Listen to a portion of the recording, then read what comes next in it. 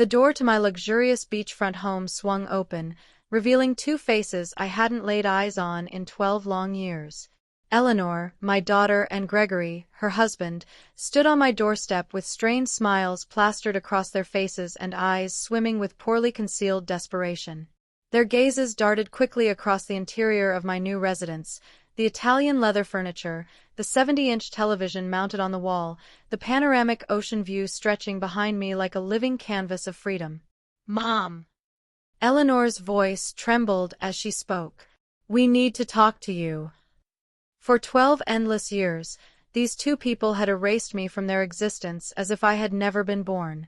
12 years without a single phone call, without a Christmas invitation, without ever meeting my own grandchildren. And now, after I had purchased this multi-million-dollar property in cash, they materialized on my doorstep like phantoms from a past I'd worked hard to leave behind, returning only when they caught the scent of money. I observed them in silence, noting every detail of their worn appearance. Gregory attempted to peer over my shoulder to glimpse more of my seaside sanctuary. Eleanor wore a faded green dress that had clearly seen better days, and her synthetic leather shoes displayed cracks that spoke volumes about financial hardship. Worry lines creased her forehead like furrows in drought-stricken earth, and her hands trembled slightly as she awaited my response. "Talk," I repeated with a calmness that surprised even me. "How interesting. After 12 years of absolute silence, now you want to talk." The color drained from their faces as if they'd encountered a ghost. Gregory cleared his throat uncomfortably, adjusting the wrinkled shirt he wore. It was obvious they had come directly from somewhere things hadn't gone as they'd hoped. Their eyes couldn't hide the desperation that had driven them to my door. During all those years of cruel abandonment, I had survived by selling homemade pies and desserts at the town's farmers market. Every Sunday, while they were probably enjoying lavish family gatherings at expensive restaurants, I stood under the relentless sun, smiling at strangers who appreciated my baking more than my own flesh and blood ever had. My hands had grown rough from constant work. My back had developed a stoop from carrying heavy baskets filled with sweet hopes, but my pride never completely shattered. The aroma of freshly baked desserts still lived in my most treasured memories: finely ground cinnamon, pure vanilla extract, coconut toasted to the perfect shade of golden brown. Flavors that once filled my home when Eleanor was little and called me the best cook in the whole wide world. Those golden days seemed to belong to another lifetime, to another woman who naively believed that a mother's love was unconditional and eternal. The transformation had begun gradually after Eleanor met Gregory at a company party where she worked as a secretary. At first, he was all charm and calculated courtesy. He would call me his dear mother-in-law, with that smile that never quite reached his eyes, and praise my Christmas casseroles while secretly planning how to distance Eleanor from my influence.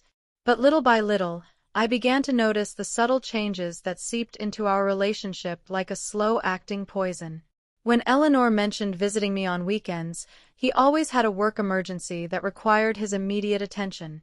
When I called in the afternoons to hear her voice, he would answer the phone with an annoyed tone and promise that Eleanor would call me back, which never happened. Messages were mysteriously lost, invitations misplaced, and plans cancelled at the last minute for increasingly implausible reasons. The exclusions began as accidental oversights that hurt but which I could forgive. Eleanor's graduation from her MBA program. "Oh, Mom, we thought you already had other more important plans." The baby shower for her first daughter, my granddaughter, whom I never met. It was something very intimate, just her closest friends from college. That same granddaughter's first communion, we completely forgot to tell you. Everything was so rushed. You know how these things are. Each excuse stabbed my heart like a dagger wrapped in gift paper with golden bows. I would smile, nod my head, and pretend to understand their reasons perfectly. "Don't worry, my love. Next time will be different." But next time never came, and my phone remained as silent as a tomb in the cemetery where my husband rested.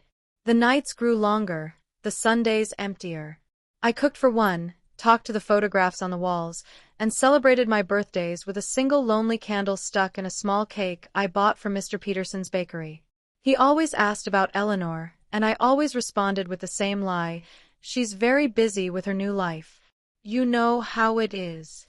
But now, standing on the threshold of my dream home, with the ocean whispering secrets behind me and the salty scent of the sea filling my lungs, I saw them for who they really were. I invited them in with an elegant wave of my hand, watching as their eyes widened at the sight of the luxury that now surrounded me. The Italian marble floor gleamed under the natural light pouring through the enormous windows, reflecting their small, nervous figures. Eleanor walked behind Gregory like a shadow, keeping her head down while he appraised every piece of furniture, every work of art, every detail of my new reality with the poorly concealed greed of a professional evaluator. Sit down, I said, gesturing to the cream-colored leather sofa that had cost more money than they had seen together in years. I suppose after so much time, you have a lot to tell me. Gregory cleared his throat, adopting that self-important posture he always used when he wanted to impress someone. Annabelle, we know it's been a few years since we've spoken, but— 12 years, I interrupted him with a firm voice. Not a few years. 12 exact years since you decided I didn't exist. Eleanor finally looked up, and I could see tears welling in her eyes, but they no longer moved me as they once had. I had cried too many nights alone to allow her calculated tears to manipulate me now. Mom, it wasn't our intention. Things got complicated. Gregory's job. The kids. The kids I never met? I replied, feeling the rage that had been contained for years begin to boil inside me. My grandchildren who grew up without knowing they had a grandmother who would have loved them unconditionally? During those 12 years of forced exile, I had built a routine that kept me sane. Every morning, I rose at 5, preparing my desserts with the same dedication I once put into caring for Eleanor when she was a baby. The pie crust required patience. The exact point of the caramel needed constant attention, and the baking time forgave no mistakes. Those recipes had become my salvation and my livelihood. Sundays at the farmer's market were my time for social interaction. Older women like me would come to buy my sweets, and we would end up talking about our lives, our absent children, our postponed dreams. Martha, a 72-year-old widow, became my confidant without either of us planning it. She too had been abandoned by her children after they married. She too knew the pain of being invisible to those who were once the center of your universe. Children think that once they form their own family, we parents no longer matter, Martha would tell me as she bought 3 pies to take to her neighbors. But when they need something, oh, then they remember we exist. How prophetic that conversation had been. Now, watching Eleanor wring her hands nervously while Gregory mentally calculated the value of my new life, I understood perfectly what Martha had meant. The change in Eleanor had been gradual but relentless. During the first few years of her marriage, she still called me occasionally, but the conversations became mechanical, filled with awkward silences. Gregory was always present in the background, clearing his throat or making comments that cut our talks like sharp blades. Your mom always has some drama, I heard him say once when Eleanor thought she had hung up the phone. My mother never bothers us with her personal problems. Her personal problems. That's how Gregory had classified my loneliness, my natural desire to maintain contact with my only daughter, my need to be part of her new family. Everything I felt and needed had been reduced to personal problems that disturbed their perfect married life. The family invitations began to arrive less frequently until they disappeared completely. First, it was Thanksgiving dinner. This year will be something small, Mom, just the 4 of us. Then Christmas. The kids are sick. We'd better postpone it. Then the birthdays. Everything got complicated with Gregory's work. Each excuse was accompanied by empty promises about a next time that never materialized. Eleanor developed a special talent for making every rejection sound reasonable, every exclusion seem temporary, every abandonment feel as if it were for my own good. We don't want you to feel obligated to come, Mom. You're old enough to rest and enjoy your peace and quiet. My peace and quiet. As if loneliness were a gift I had requested. As if waking up every morning in a silent apartment was my idea of happiness, as if cooking for one and eating in front of the television was my definition of a full life. The years passed like pages of a calendar that no one read. My routine became so predictable that even the mailman knew exactly what time I would be watering the plants on my small balcony. Monday, prepare apple pies. Tuesday, Jell-O salads of different flavors. Wednesday, chocolate fudge cakes that sold like hotcakes. Thursday, muffins that perfumed my entire apartment. Friday, pumpkin spice turnovers. Saturday, prepare everything for market day. Sunday, the market, the ladies, the conversations that temporarily filled the void in my chest. But there were also moments of such profound loneliness that I thought I would drown in it. Entire nights awake, staring at the phone that never rang, waiting for a text that never arrived.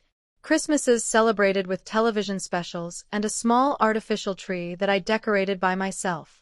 New Year's Eve welcomed with a glass of lukewarm sparkling wine and the renewed hope that maybe this would be the year of the reunion.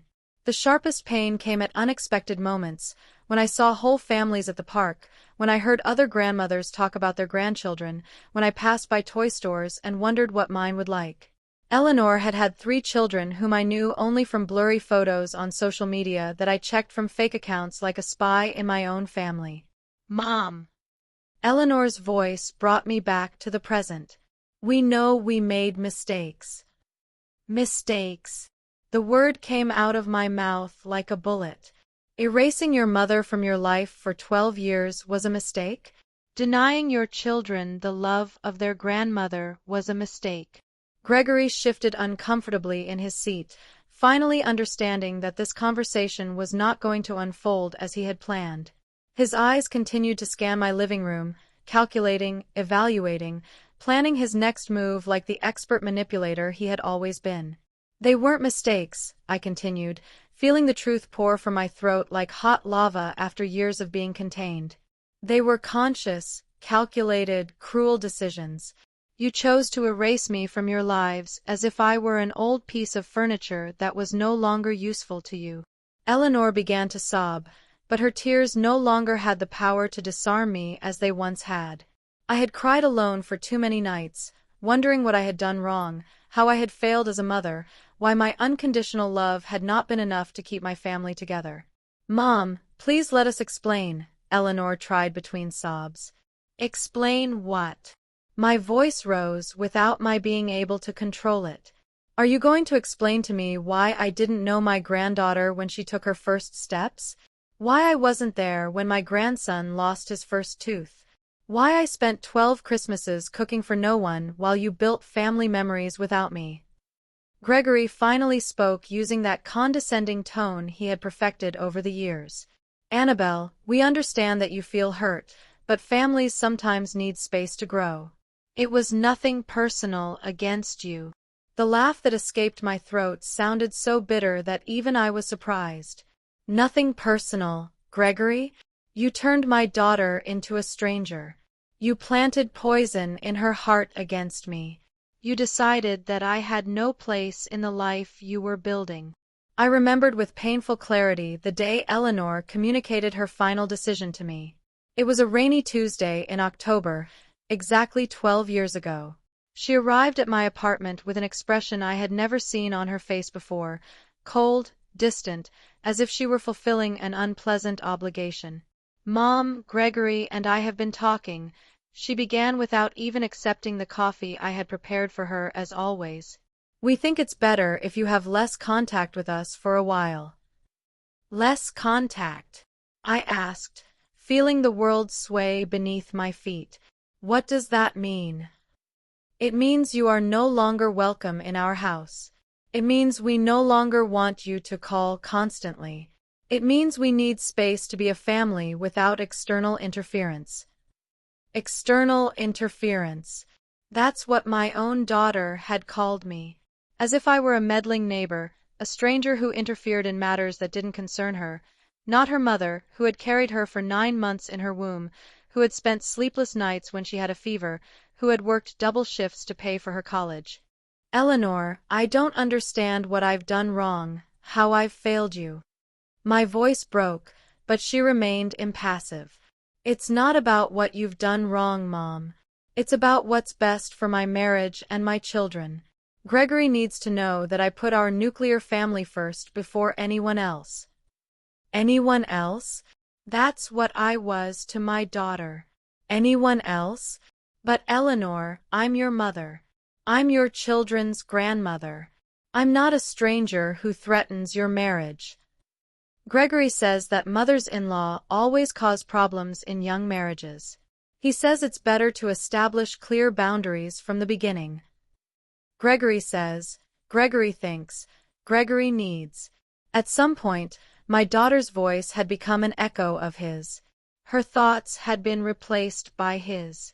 Her heart had been reprogrammed to beat to the rhythm he set. And what about what you say, Eleanor? What about what you think? What about your heart?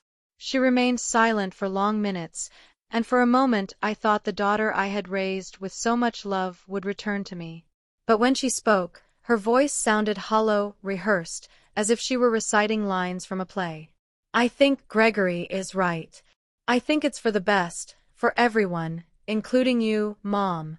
You can have your own life without worrying about us. That was the last real conversation we had. After that day, Eleanor became a ghost who occasionally sent me cold, superficial text messages. Hope you're well, Mom. Happy birthday. Happy New Year. Automatic messages without soul, without love, like the ones a company sends to its customers. The first few months after that breakup were the darkest of my life. I lost weight. I lost sleep. I lost hope. Every morning, I woke up hoping it was a nightmare, that Eleanor would call to apologize, that everything would go back to the way it was. But the phone remained silent and reality grew heavier each day. It was Martha who saved me from sinking completely into depression. She appeared at my door one Sunday morning when I had been in bed for 3 days without showering, without eating more than saltine crackers and iced tea. Annabelle, get up. You have 2 choices. You can stay here dying in life for a daughter who doesn't deserve you, or you can build a new life that is worthy of you. Her words sounded harsh, but they had the force of truth. That afternoon, she helped me clean my apartment, organize my recipes, and plan my new dessert business. If you're going to suffer, she told me as we beat the first batch of pie filling in months, do it while you're doing something productive. And so, my new life began.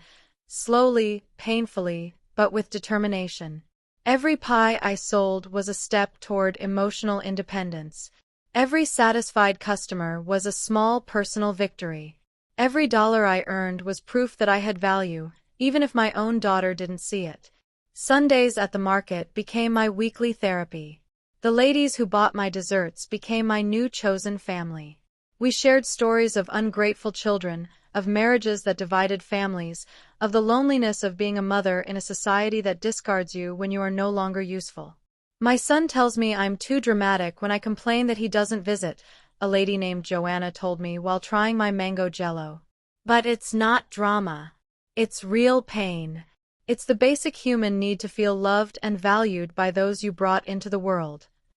Now, sitting in my living room, which cost more than everything Eleanor and Gregory owned together, I remembered every tear, every sleepless night, every lonely birthday, and I saw them there, small and desperate, looking for something from me after having turned their backs on me for more than a decade.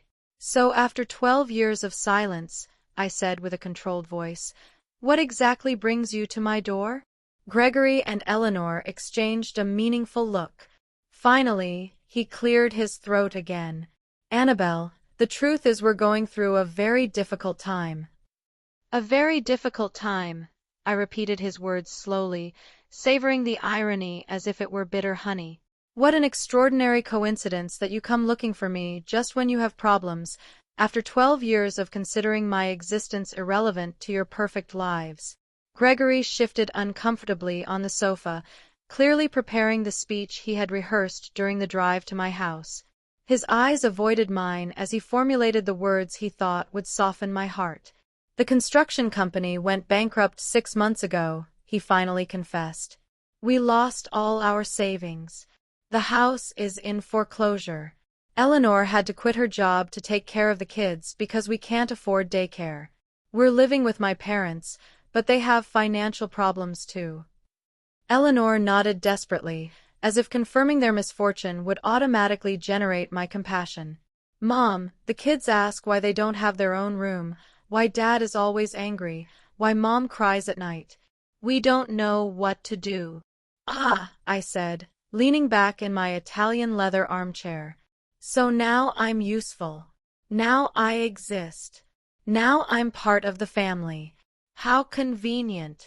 During those 12 years of ostracism, I had developed a special ability to read between the lines, to detect emotional manipulation, to protect myself from people who only approached when they needed something. The ladies at the market had taught me that children often return to their parents when life hits them, not out of genuine love, but out of pure convenience. It's not like that, Mom, Eleanor protested, her voice breaking. We've always loved you. I've always thought of you. It was just that the circumstances. The circumstances, I interrupted her with a smile that didn't reach my eyes. Let's talk about circumstances, Eleanor. When your first son had pneumonia 8 years ago and was hospitalized for a week, where was I? When your second son broke his arm playing soccer 5 years ago, did you call me? When your youngest daughter had problems at school last year, did you think to ask her grandmother for advice?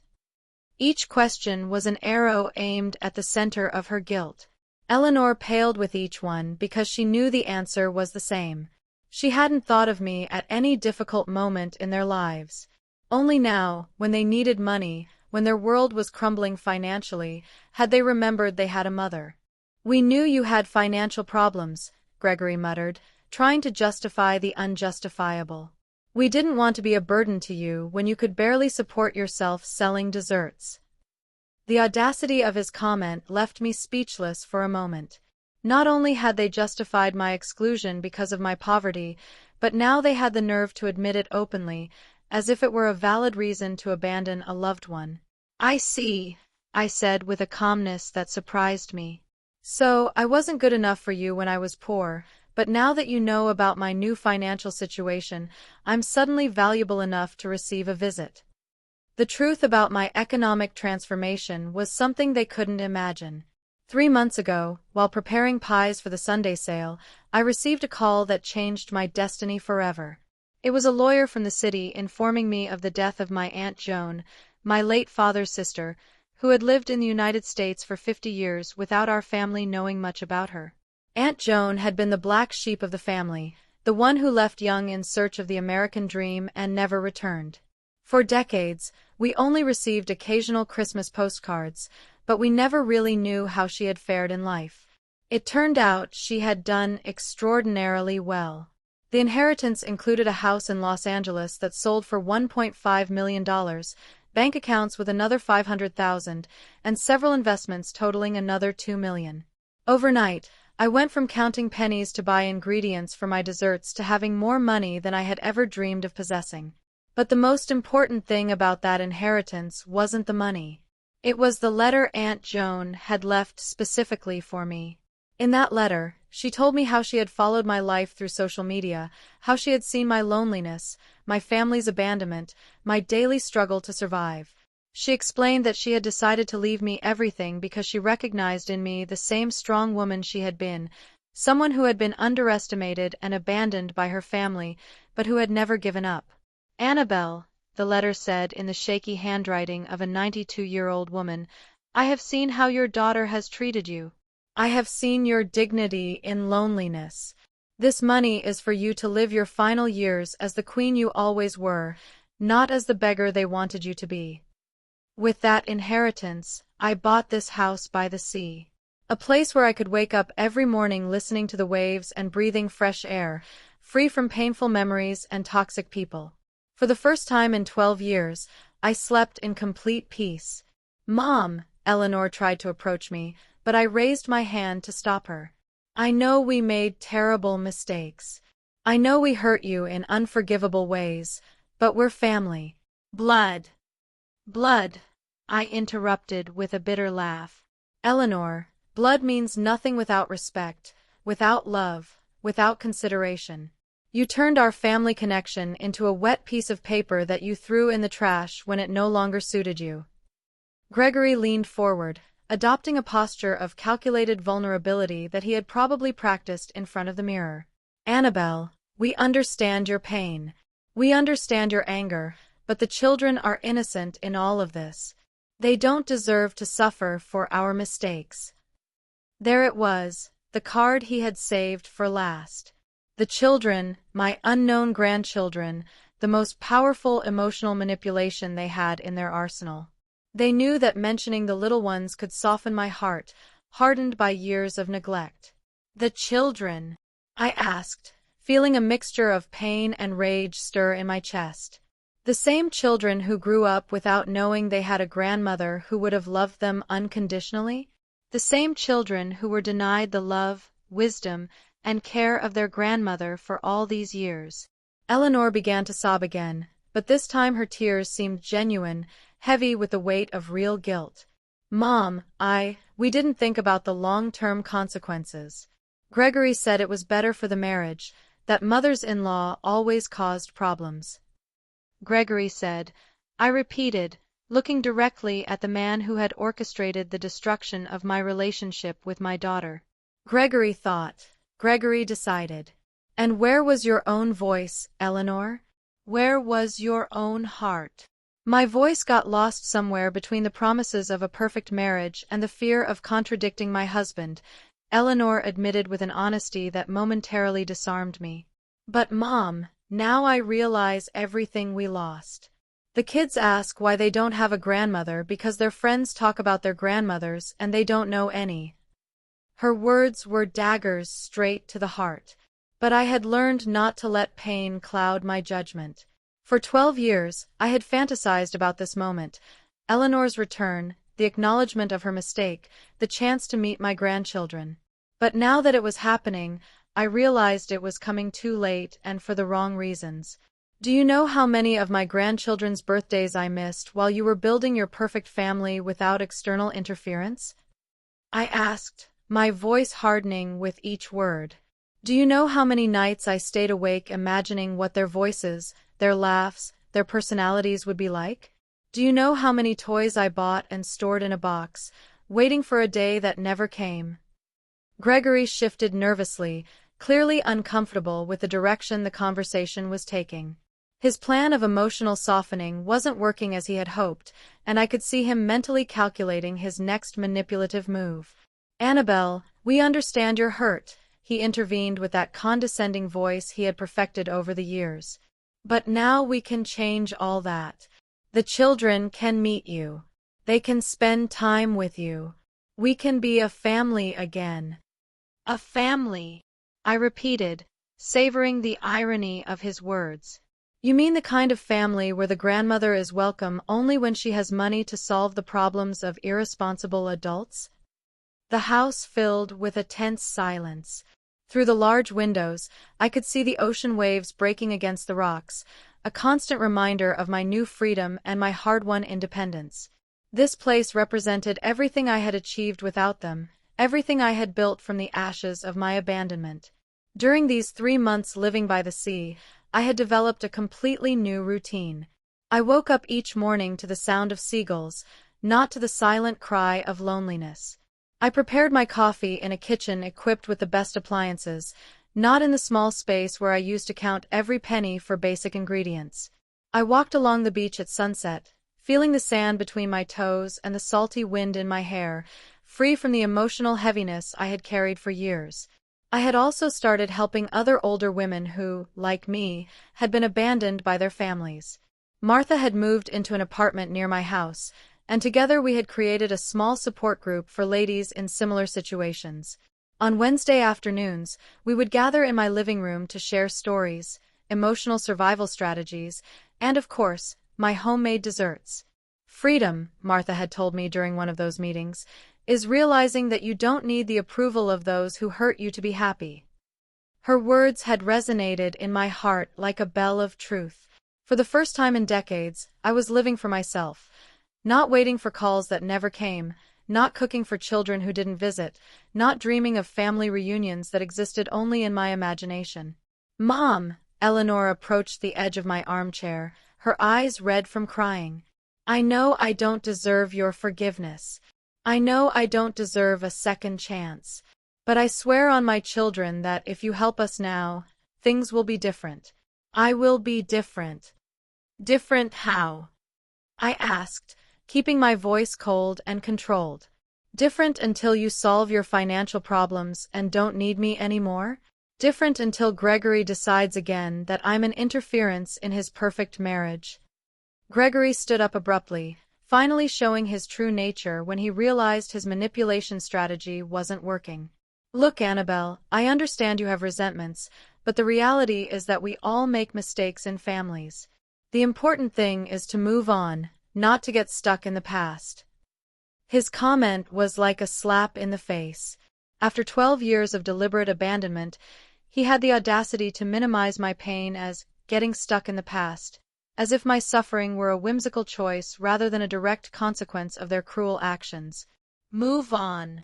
I stood up from my armchair, feeling all my dignity rise like a steel tower. Gregory, I have already moved on. I built a new life without you. I found peace without your presence. I discovered my worth without your validation. Eleanor covered her face with her hands, sobbing with a desperation that would have broken my heart years ago. But the heart they had known had died slowly over 12 years of indifference and had been reborn as something stronger, wiser, more selective with its love. You don't understand, do you? I continued, walking toward the window overlooking the ocean. You came here expecting to find the same broken woman you abandoned 12 years ago. You expected to find someone so desperate for family love that she would be willing to pay any price for a few crumbs of affection. The truth was that during the first few years after their abandonment, I would indeed have been willing to pay any price. I would have mortgaged my soul for a phone call from Eleanor. I would have sold everything I owned for an afternoon with my grandchildren. I would have begged for forgiveness for offenses I never committed just to be part of their lives again. But time and pain had taught me valuable lessons about self-love and personal dignity. The afternoons with Martha and the other ladies had shown me that family abandonment was more common than I thought, and that surviving it was not only possible but could be the beginning of a more authentic and satisfying life. For years I blamed myself, I confessed, still looking out at the ocean. I thought I had failed as a mother, that I had been too meddlesome, too present, too loving. I tortured myself, looking for the exact moment I lost my daughter. I turned to face them directly, and I could see how my words were affecting them in different ways. Eleanor seemed genuinely devastated, as if she were finally understanding the magnitude of the damage they had caused. Gregory, on the other hand, showed signs of impatience and frustration, clearly calculating whether it was worth continuing with this strategy or if he should try a different approach. But eventually, I understood the truth, I continued. I didn't lose my daughter because of something I did wrong. I lost her because she chose a man who considered having a present mother-in-law a threat to his fragile masculinity.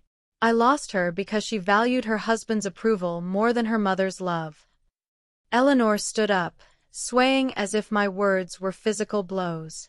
Mom, it's not like that. I never stopped loving you. I just got confused.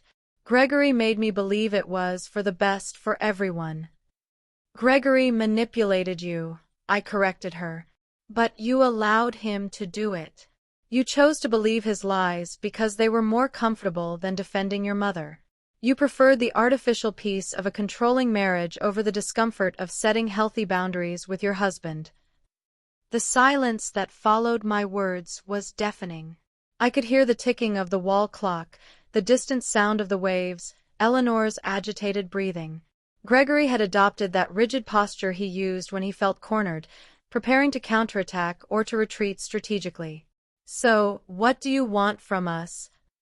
Gregory finally asked, abandoning any pretense of remorse or vulnerability. Do you want us to grovel? Do you want to humiliate us as revenge for the past? His question revealed exactly what I had expected from him. It wasn't about repairing emotional damage or rebuilding family relationships. It was a transaction, a negotiation where he expected to pay the minimum price necessary to obtain the maximum financial benefit. "I don't want your humiliation, Gregory," I replied with a serenity that surprised me. "What I want is something you probably can't give: genuine respect, unconditional love, and the acknowledgement that you spent 12 years treating me like I was garbage." Eleanor rose from the sofa with trembling movements, approaching me with her hands extended as if she wanted to touch me but didn't dare.